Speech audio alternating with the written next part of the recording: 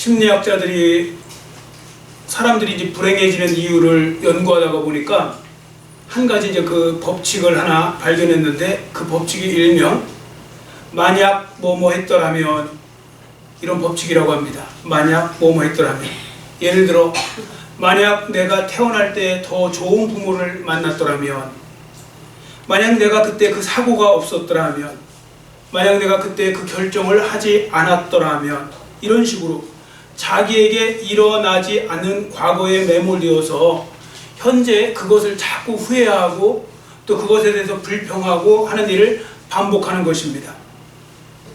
그래서 이런 식으로 살면 자꾸 이제 원망도 들고 불평도 들고 감사가 없어지죠. 여러분, 이런 식으로 살아가는 사람들은요, 스스로를 불행하게 만드는 사람임을 아셔야 됩니다. 그러므로 하나님의 자녀인 성도들은 이런 태도로 살면 안 되고 다음과 같은 생각을 많이 하셔야 됩니다. 우리 하나님이 지난 6개월 동안 나를 붙들어 주시지 않으셨다면 내가 어떻게 되었을까?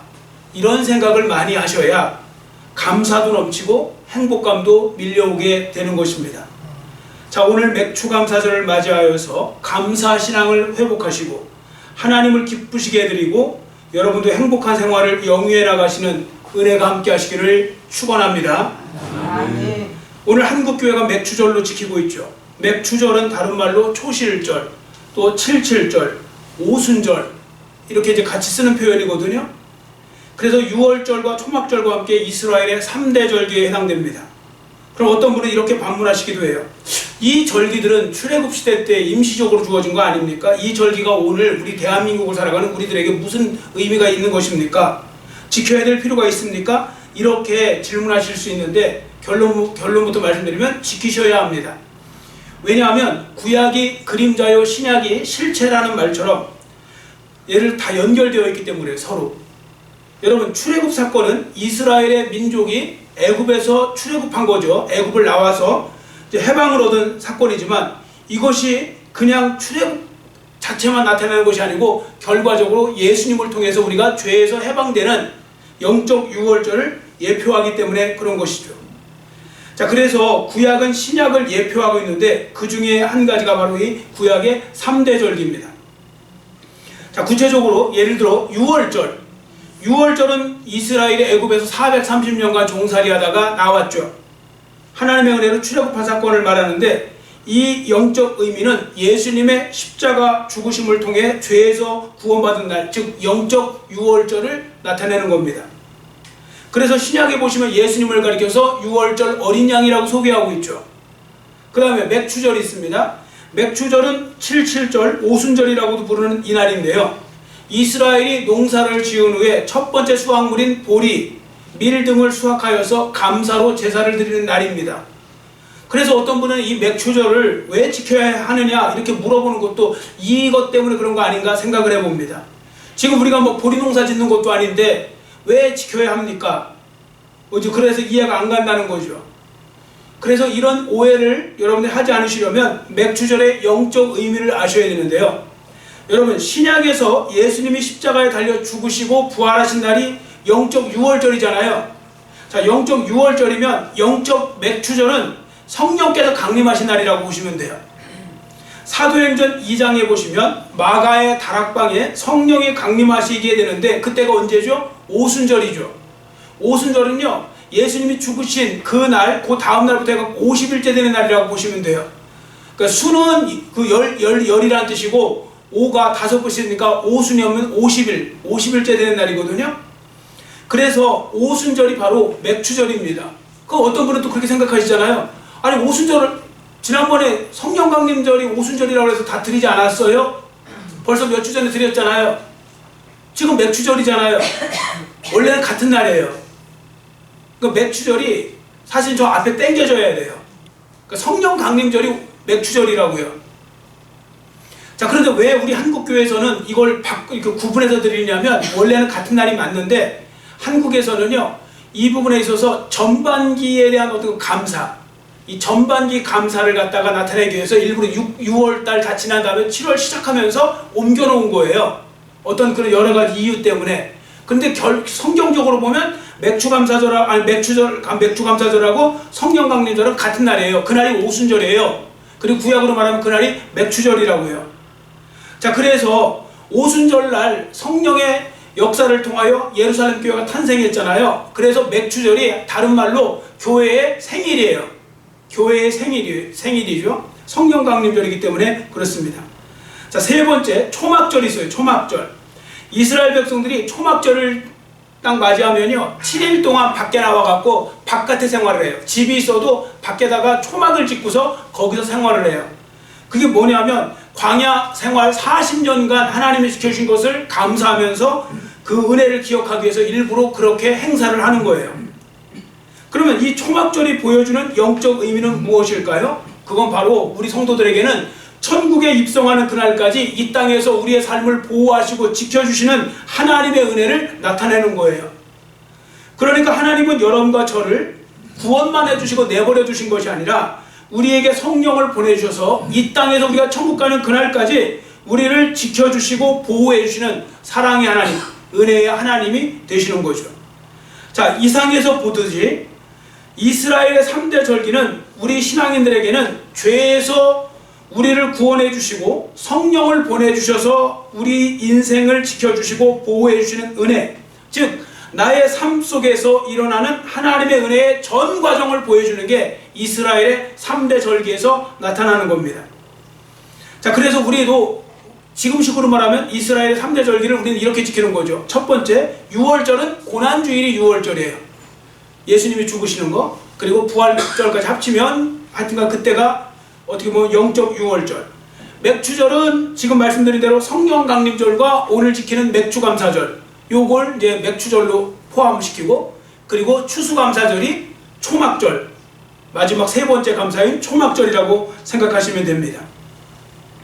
자, 그러면 이 중요한 맥추절을 잘 보내시려면 우리 성도들이 무엇을 해야 될지를 세 가지 내용을 말씀드리겠습니다. 첫 번째, 성도들은 이날 하셔야 될 게 하나님의 은혜와 사랑을 기억하고 깨달을 수 있으셔야 됩니다. 그러니까 기억만 하면 안 하시고 깨달으셔야 됩니다. 자, 오늘 우리가 맥추감사절 예배로 드리고 있는데요, 우리가 다른 것은 몰라도 오늘 같은 경우는 감사하는 마음으로 가득 차서 들어야 되겠죠. 감사로 예배를 드리셔야 됩니다. 그래야 예배에 합당한 모습이 되는 것이죠. 자, 그런데 문제는 뭐냐면 감사하는 마음이 없다는 겁니다.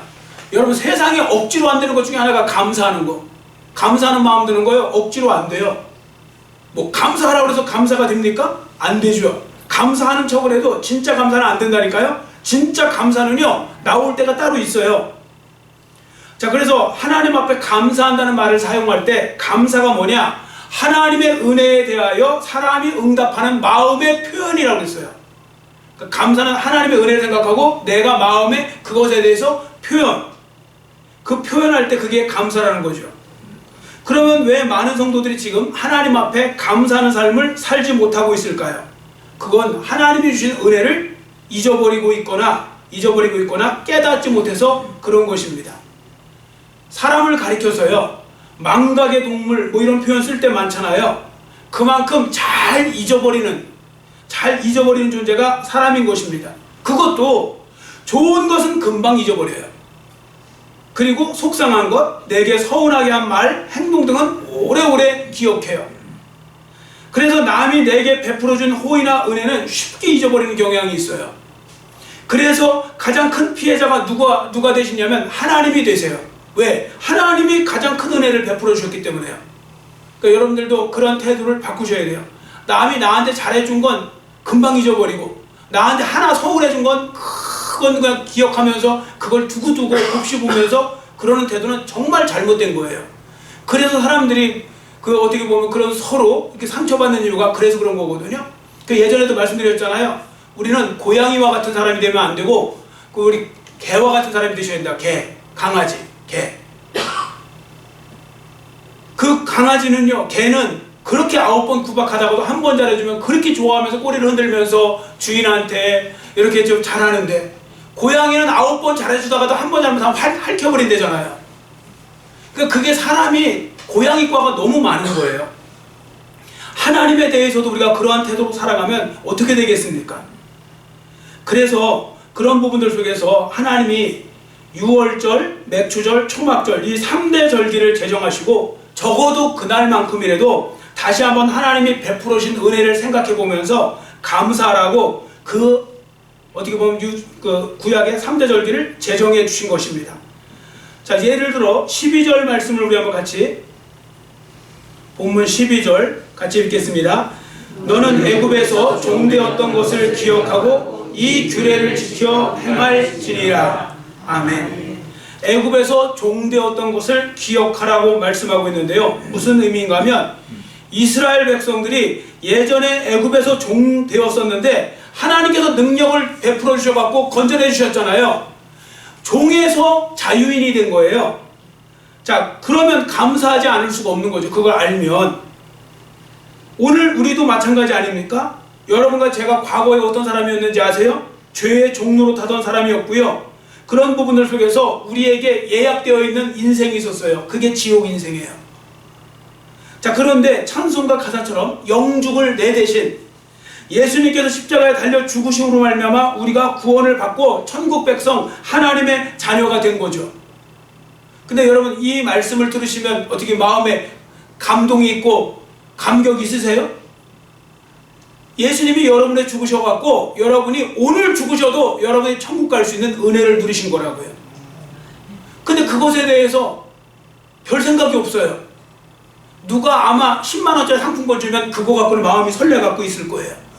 근데 나를 천국 가게 만들어주셨다고 했는데도 뭐 알고 있는데 왜 자꾸 그걸 반복하시죠? 좋은 소리도 한두 번이지. 목사님 맨날 그거 천국 간다 소리 하시면 그거 별로 안 좋게 들린다고. 그런 사람은 저는 진짜 안 갔으면 좋겠어요. 천국. 진짜로. 그리고 못 갈지도 몰라요. 안 가는 게 아니고. 그러지 마세요. 우리가 구원의 은혜를 잘 생각하는 거 중요한 거고요. 여러분 처음 예수님 믿었을 때, 예수님을 인격적으로 만났을 때 그런 생각 해보신 적 없으세요? 정말 너무너무 은혜가 커갖고 정말 마음에 감동이 되고 막 그랬죠. 저도 그랬어요. 왜 찬송가 있잖아요. 늘 울어도 눈물로서 못 갚을 줄 알아. 몸밖에 드릴 것 없어 이 몸 바칩니다. 뭐 그러면서 저도 정말 너무 은혜가 커서 그랬거든요. 그래서 이 신학도 한 거예요. 나중에 주의 종이 돼서 한번 그거 해봐야지. 그러려고 제가 한 거라고요. 그래서 그런 부분들 속에서 우리가 몸밖에 드릴 것 없어 이 몸 바칩니다 하면서 그렇게 하나님의 은혜를 생각하면서 우리가 감격하던 때가 있었다고요. 자, 그런데요, 어느 순간에 다 잊어버린 겁니다. 하나님이 베풀어 주신 놀라운 구원의 은혜를 잊고 살 때가 이제 많아지게 된 거죠. 여러분, 하나님이 베풀어 주신 구원의 은혜를 항상 깨닫고 기억하는 삶을 이제라도 살아가시기를 축원합니다. 그러면 감사는 저절로 나오게 될 것입니다. 어떤 분은 요즘 감사할 게 뭐가 있어야죠. 감사할 제목이 뭐가 있어야죠. 그러는데요. 그래서 이게 다 기억하지 못해서 나오는 그런 현상이거든요. 자, 우리가 이제 끝나고 부르실, 설교 말씀 끝나고 부르실 429장의 찬송가에 그 가사가 나오죠. 세상 모든 풍파 너를 흔들어 약한 마음 낙심하게 될 때에 내려주신 주의 복을 세워라. 주의 크신 복을 내가 알리라. 내려주신 주의 복을 세워라. 이건 주님의 은혜를 깨달아 보라는 겁니다. 하나하나 깨닫다 보면 엄청나게 많다는 것을 알게 되실 겁니다. 자, 그리고 10절을 보세요. 하나님은 성도들에게 맥주감사절에 하나님 앞에 나와서 감사함으로 예물을 드리라고 말씀하고 계심을 알 수가 있는데요. 특히 본문 16절 끝부분에 보시면 이 3대 절기에는 빈손으로 나오지 말고 예물을 가지고 나와서 드리라고 기록하고 있습니다. 자, 그런데 이 말씀을 자세히 보세요. 하나님은 그냥 일방적으로 감사라고 하지 않으시고요. 자, 10절을 우리 한번 같이 읽겠습니다. 10절 같이 읽습니다. 내 하나님 여호와 앞에 77절을 지키되 내 하나님 여호와께서 내게 복을 주신 대로 내 힘을 헤아려 자원하는 예물을 드리라. 아멘. 자, 복을 먼저 주시고요. 그 복을 기억하여 그 복 주신 것에 대한 감사함을 마음을 가지고 예물을 드리라. 그렇게 말씀하고 있는 겁니다. 자, 그러면 우리에게 주신 은혜를 생각하고 감사 예물을 드리라고 했는데 그럼 우리가 기억해야 될 복들이 있을 거 아닙니까?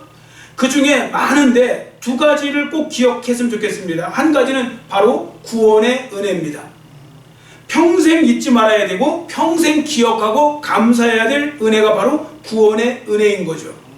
아무쪼록 맥주 감사절을 맞이하여서 날 구원하신 주님의 은혜를 다시 한번 기억하시고 구원의 감격을 회복하시는 그런 시간이 되시기를 축원합니다. 자, 그 다음에 또 한 가지 은혜가 있어요. 그게 바로 뭐냐면 전반기 동안 지켜주시고 인도해 주시고 복을 주신 하나님의 은혜를 기억해 보는 겁니다. 조금 전에 말씀드렸죠. 우리가 성령 강림절하고 맥주절을 따로 구분해서 드린 이유, 특히 맥주절을 7월 첫째 주에 놓은 건 전반기를 끝내면서 전반기를 돌아보라고 일부러 그렇게 만든 것입니다. 그러니까 생각해 보면 되죠.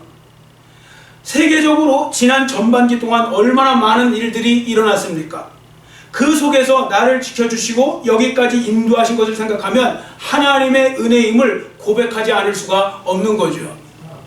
특히 우리나라 사람들은요, 나라에 대한 감사함이 있어야 돼요. 물론 힘들어요. 지금 뭐 기성세대의 잘못을 인해서 젊은 세대가 힘들고 하는 건 맞아요. 우리나라도 맞지만 그래도 우리나라는 그래도 살만한 나라예요. 이번에 그 베네수엘라 그 저 지진 나는 거 보고서 그 건물 무너지는 거 여러분들도 보셨죠? 세상에 건물에다가 철근도 안 집어넣는 건가? 어떻게 그렇게 무너질 수가 있죠? 아무리 지진이 세게 일어나도? 그런 나라에 태어나서 그냥 속절없이 죽어가는 사람들, 그런 사람들도 많아요. 세상은 전쟁 가운데 있고 그 많은 사람들이. 러시아는 그 한 사람의 그 마귀 같은 그 한 사람 때문에 50만 명이 죽었어요. 지금까지 4년 동안 50만 명의 젊은 사람들이 죽었고, 우크라이나 그것 때문에 또 몇십만 명이 죽었고, 이런 일들 저런 일들. 그리고 그 이란의 그 하메네이 정권에 지금 그 많은 사람들이 그 자유를 누리지 못하고 하는 그런 일들, 뭐 이런 거 저런 거 생각하면요, 진짜 우리는 감사해야 돼요. 적어도 우리나라가 헬조선이 저는 처음에 헬이 먼저였대요. 헬이 지옥이라는, 지옥과 같은 조선 땅이라고 이런 말을 하시면 안 돼요. 그런 분들은 북으로 가시든지 아니면 저쪽으로 가보시면 돼요. 절대 그렇지 않아요. 우리나라는 그런 적은 아직까지 그렇게 최근에 그 수십 년 동안 없었어요. 적어도 우리나라는 살만했던 거예요. 여하튼 감사할 줄 몰라서 자꾸 나타나는 현상이에요. 자, D.L. 무디가요, 그래서 이런 말을 했어요. 모든 것을 위해 기도하십시오. 그리고 모든 것에 대해서 감사하십시오. 모든 것에 대해 감사하는 분들이 되시기를 축원합니다. 그리고 우리나라가 아직도 종교의 자유가 있어갖고요, 예수님을 이렇게 마음껏 믿을 수 있다는 거, 이거같이 또 복이 없어요. 이걸 의도적으로 부시려고 하는 사람들이 지금 생겨나고 있지만 아직은 아니잖아요. 아직은 우리나라가 종교의 자유가 있어요. 그러니까 그런 부분에 있어서 그것도 감사하셔야 되고, 너무 감사할 게 많아요. 자, 그리고 하나님의 은혜를 잘 기억하기 위해서 먼저 하셔야 될 것은 하나님의 은혜와 사랑을 깨닫는 겁니다. 자, 여러분 이런 말씀 들어보셨죠? 은혜는 깨닫는 데 있다고. 이게 왜 이런 말이 나오냐면요, 사람이 어리석어 갖고요, 은혜가 은혜인 줄 모르면요, 감사할 줄도 모르고요, 계속 그게 오히려 거꾸로 오해해 갖고 그 은혜인데 그걸 갖다가 원망 불평거리로 삼는 경우도 있어요. 제가 어떤 분의 그 감동적인 그 이야기를 하나 들은 적이 있거든요. 이 청년이 그 청년 때부터 청년이 한 분 있었는데, 그분이 사업을 여러 번 했는데 다 실패했대요. 그러니까 재산도 다 날리고, 그래서 마지막에 그 위기 속에서 마지막에 다시 한번 힘을 내갖고 작은 음식점이라도 한번 해보려고 그랬는데 돈이 없으니까 투자를 받으러 다닌 거예요. 은행하고 뭐 이렇게 투자자를 찾아다니면서 대출을 갖다가 좀 받아갖고 해보려고 그랬는데, 신용등급이 바닥이니까 뭐 계속 거절만 되는 거죠. 거절당하다 보니까 300번이 넘었대요. 근데 참 이 사람도 지독하죠. 300번 이상을 계속 거절당하면서 포기하지 않고 계속 다녔대요. 그러다가 그분 얘기예요. 300번 정도 딱 하니까 이제 그게 기억에 남는 숫자잖아요. 그 나와서 길거리 서서 하나님 앞에 그렇게 가슴을 치면서 기도했대요. 하나님, 오늘도 저에게 거절을 허락해 주신 것에 감사를 드립니다. 제가 만일 대출을 쉽게 받았다면 저는 교만해서도 또 대충 사업하다가 망했겠지요. 그런데 하나님은 이렇게 오랜 시간 동안 저로 하여금 수없이 거절당하게 하심으로 저로 하여금 제 사업 계획서에 대한 그 보완도 계속 잘하게 하시고, 더 겸손하게도 만들어주시고 더 단단하게 만들어주셔서 감사합니다. 자, 이렇게 이 젊은이는 거절될 때마다 하나님의 때가 있을 것임을 믿고 감사하면서 사업계획서를 계속 보완해가면서 투자자들 찾으러 다녔다가 결국 얻어요. 그리고 성공해요. 당연하죠. 그렇게 하는데 하나님이 성공 안 시키겠습니까? 여러분, 제가 자주 하나님 은혜를 깨닫는 것이 중요하다고 말씀을 드리는 이유가 바로 여기에 있는 것입니다. 자, 들어보세요. 우리 하나님은요, 하나님의 자녀들에게 복을 주실 때 실패와 거절 같은 거칠고 볼품없어 보이는 포장지에 싸서 주시는 경우가 많대요. 거절이나 뭐 실패와 같은 거. 그러면 사람들은 되게 그걸 당하면 이게 뭐야 하고서 확 내버린대요. 풀어볼 생각도 안 하고. 그래서 믿음이 없고 감사의 눈을 갖지 못한 사람은 단순하게 포장지만 바라보고 낙심하고 실망하고 내다버리기 바쁘대요. 그런데 믿음의 눈을 가진 사람들은 원망과 실망과 불평 대신에 포장지를 뜯어내고 마침내 하나님이 숨겨서 보내신 축복을 받아 누리게 된다는 것입니다. 그걸 다 뜯고 나면 거기에 있는 건데 되게 뜯기 전에 끝을 낸대요. 알아서 본인이. 그래서 여러분에게도 하나님의 은혜를 잘 깨닫는 게 중요해요. 자, 보세요. 그 청년도 하나님의 은혜를 깨달은 거예요. 이렇게 해서 나를 훈련시키고 단련시키고 보완하게 하시고 이게 다 은혜였구나. 그런데 아무 생각 없는 사람은 왜 하나님은 나를 괴롭히시지? 교회 다니는데 어떻게 이렇게 하실 수 있지? 이런 식으로 받아들인다는 거예요. 그래서 답이 안 나오는 거죠. 그런 사람들은. 자, 두 번째, 성도들은 이날 하나님께 진심으로 감사를 표현할 수 있으셔야 합니다. 자, 감사하는 방법은 있어요. 마음으로 감사할 수 있고 입으로 감사할 수 있고 행동으로, 드림으로 감사할 수 있겠죠. 그런데 분명한 건 진심으로 감사해야 된다는 겁니다. 무엇으로 하든 진심으로 감사하셔야 되는데요. 자, 본문에도 보시면 두 가지 중요한 단어를 볼 수 있습니다. 10절 끝부분에 보세요. 10절 끝부분에 자원하는 예물이 있죠. 자원하는 예물. 그리고 11절 끝부분을 보세요. 11절 끝부분에 보시면 여호와 앞에서 즐거워할지니라. 자, 여기에 보시면 두 가지 감사의 참된 모습을 볼 수 있어요. 첫 번째, 감사는 억지가 아닌 자원함. 스스로 원하는 자원함이 있어야 한다는 것입니다.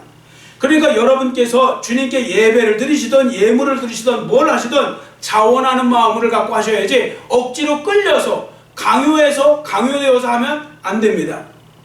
그리고 또 한 가지 더 기억하셔야 될 것이 있는데 참된 감사는 즐거움과 기쁨 속에서 이루어진다는 것이죠.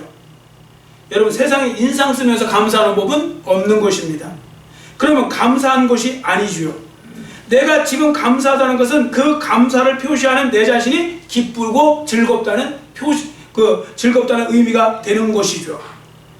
이처럼 감사는요, 자원함과 기쁨으로 행해져야 참된 감사가 되는 것인데 안타깝게도 그러지 못한 경우가 많다는 거죠. 여러분, 하나님 앞에 기쁨과 즐거움과 자원함으로 감사하는 시간이 되시기를 축원합니다. 자, 마지막 세 번째, 성도들은 이날 하나님을 향해 감사 생활할 것을 다짐할 수 있어야 됩니다. 오늘이 그날입니다. 오늘이 바로 그렇게 다짐해보는 날이 되셔야 됩니다. 저는요, 다윗왕 있죠. 다윗왕이 왜 그렇게 하나님의 특별한 사랑을 많이 입었을까? 그런 생각을 좀 해보다가 여러 가지 이유가 있겠죠. 그 중에 한 가지 말씀을 드리고 싶은 것이 있었어요. 그게 뭐냐면 다윗왕은요, 하나님께 은혜를 받잖아요. 그럼 감사만 한 것이 아니라 어떻게 하나님은 은혜에 보답하는 삶을 살까? 그거에 되게 다윗은 마음을 썼어요. 그래서 다윗은 다른 사람과 달리 온통 그의 마음에 어떻게 하면 하나님의 은혜에 보답할까? 이런 생각을 하고 있었거든요. 자, 시편 116편 12절에 14절까지 앞에 보시고 같이 읽겠습니다. 내게 주신 모든 은혜를 내가 여호와께 무엇으로 보답할까? 여호와의 모든 백성 앞에서 나는 나의 서원을 여호와께 갚으리로다. 아멘. 이게 다윗의 시로 추정되는 시인데요. 다윗은 보면요, 하나님 앞에 너무 감사해갖고 서원도 많이 했던 것 같아요. 복을 주시면요, 하나님 제가 이렇게 해볼게요. 이렇게 살아볼게요. 이런 식으로요. 그러니까 하나님이 얼마나 기뻐하시겠어요. 여러분들 자녀들을 보면 자녀들이 받을 것만 생각하지 줄 줄은 모르는 자녀들 생각하는 사람하고, 그래도 뭘 받으면 어떻게 이 부모의 은혜에 보답할까 하는 마음을 갖고 마음이라도 그렇게 쓰는 사람하고 다르죠. 어떤 분은 같다고 하는데 달라요. 다르다고요. 하나님도 다르세요. 여러분, 우리가 하나님의 은혜를 보답하려고 하는 마음을 갖고 사는 사람하고 하나님이 은혜를 주셔도 은혜를 우습게 여기고 에서처럼 그렇게 하면 결국은 좋은 인생이 될 수가 없어요. 그래서 여러분들, 우리가 다시 한번 결단하셔야 됩니다. 주님 앞에 서는 그날까지 감사하는 생활을 잘하며 살겠다, 감사신앙을 회복하고 살겠다, 그렇게 다짐해보는 거 중요한 것입니다. 그러면 이렇게 살잖아요. 하나님만 좋으신 게 아니에요. 감사하는 우리도 좋게 돼요. 여러분, 하나님이 좋으신데 속된 말로 떡고물이 떨어져도 하나 더 떨어지겠죠. 여러분, 부모한테 잘해서 부모가 기쁘면 떡고물에도 하나 더 떨어지지, 뭐 거기에 뭐가 벼락이 치겠어요? 뭐가 되겠어요? 당연한 거 아니겠습니까? 그래서 감사는 축복을 불러온다, 뭐 그런 말씀이 있잖아요. 그래서 매튜엘리라고 유명한 성서주석가 매튜엘리가 이렇게 말했어요. 감사는 산수에서 더하기와 같아서 모든 것에 감사하면 거기에 하나님의 축복이 더해집니다. 어떤 일이든지 어디서든지 감사하면 플러스의 축복이 주어집니다. 반면에 원망과 불평은 빼기와 같아서 있는 것까지도 빼앗기고 없어집니다. 그래서 원망하는 사람은 계속 원망할 일이 생기는 이게 뭔지 아세요? 계속 빼앗겨요. 계속 빠져나가요. 마이너스라. 근데 감사 생활을 잘하면 계속 감사할 일이 넘쳐요. 플러스의 축복이 주어지기 때문에 그런 것입니다. 그래서 지혜로운 사람은 꼭 먹고 알 먹는 사람이 바로 지혜로운 사람이 되는 것이죠. 우리 사자성어로 말씀드리면 일석이조를 이루는 사람이 지혜로운 사람이죠. 왜냐? 감사를 하면 하나님이 기뻐하세요. 여러분들도 누군가 여러분에게 감사하면 기쁘시지 않으세요? 여러분에게 원망하고 불평하면 기분 나쁘시죠? 또 근데 여러분은 감사하시면 기쁘시잖아요. 그리고 하나님이 기쁘시니까 복을 주시고, 그러니까 그 감사한 나한테도 유익이 되니까 나도 기쁘고 나도 행복하고 그렇게 되는 것이죠. 특히 인생을 우리가 감사함으로 잘 살잖아요. 그러면 많은 복이 있는데, 제가 그래도 마지막에 MJ 라이언이라는 분이 쓴 감사라는 책에서 발췌한 것을 읽어드릴 테니까 한번 잘 들어보세요. 인생에 감사를 잘하면 어떤 일이 벌어지는가. 감사하면 기쁨이 넘치며, 감사하면 언제나 생기가 있고, 감사하면 우울증이 치유되며, 감사하면 건강해지고, 감사하면 걱정 근심이 없어지며, 감사하면 고통과 분노가 사라지며, 감사하면 부족함을 받아들일 수 있고, 감사하면 공허하지 않으며, 감사하면 지금 이 순간이 소중하게 되고, 감사하면 상처받더라도 사랑하며, 감사하면 평범한 일상도 은총으로 받아들인다. 자, 이렇게 했습니다. 그러니까 맥주 감사절을 통해서 여러분들 감사신앙으로 회복하시면 여러분도 좋으신 거고 저도 좋은 겁니다. 지금은 너무 우리나라 사람들도 지금 팍팍한 시대 속에 살다 보니까 감사를 잃어버려갖고요, 사람들이 다 전투적으로 살아요. 뭔가 그러지 않아요? 여러분 지금 밖에 나가서도 웬만하면 사람들하고 부닥치지 마세요.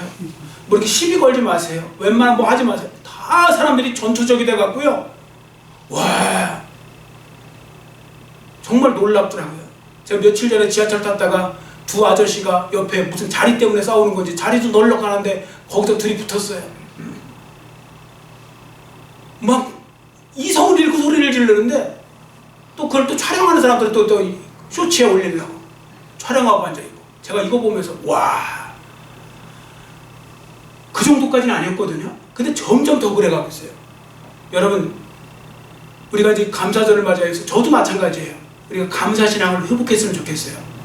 마음이 너무 메말라가고요, 너무 마음이 그냥 막 쭉 다 메말라가니까 그냥 불 붙이면 활활 타오르듯이 다 그러고 있어요. 제발 그렇게 하지 마시고 감사신앙을 회복하셔서 여러분도 행복하시고 하나님도 기쁘시게 하는 그런 삶이 되시기를 간절히 빌고 원합니다. 기도하겠습니다. 사랑의 하나님 아버지, 감사합니다.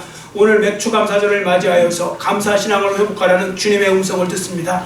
하나님, 우리가 생각해보면 너무나 많은 감사 제목들이 있음에도 불구하고 우리는 하나님 주신 것을 생각하지 못하고 아직 받지 못한 것 때문에 또 그런 것 몇 가지에 우리가 휘둘려서 감사를 잃어버리고 원망하고 불평하고 남 탓하고 그러면서 아버지 힘이 빠져서 살고 있지는 않은지 돌아보기를 원합니다. 하나님 아버지 다시 한번 은혜는 깨닫는 데서 온다고 했는데 아버지 하나님 깨닫는 은혜를 도와주시고 그 은혜를 깨달았으면 저절로 감사가 될 줄 믿사오니 우리로 하여금 그런 은혜를 도와주시고 그런 은혜의 삶을 통하여 은혜를 깨닫고 그 은혜에 진정으로 감사하여 하나님을 기쁘시게 해드리고 또 하나님을 기쁘시게 될 때 하나님 주시는 복을 통하여 우리도 놀라운 은혜와 또 은총을 더 많이 받고 누려가는 진짜 감사 신앙 또 감사 생활의 선순환을 누리는 우리 모두가 될 수 있도록 은혜 베풀어 주시옵소서. 감사드리며 예수님의 이름으로 간절히 축복하오며 기도드렸사옵나이다.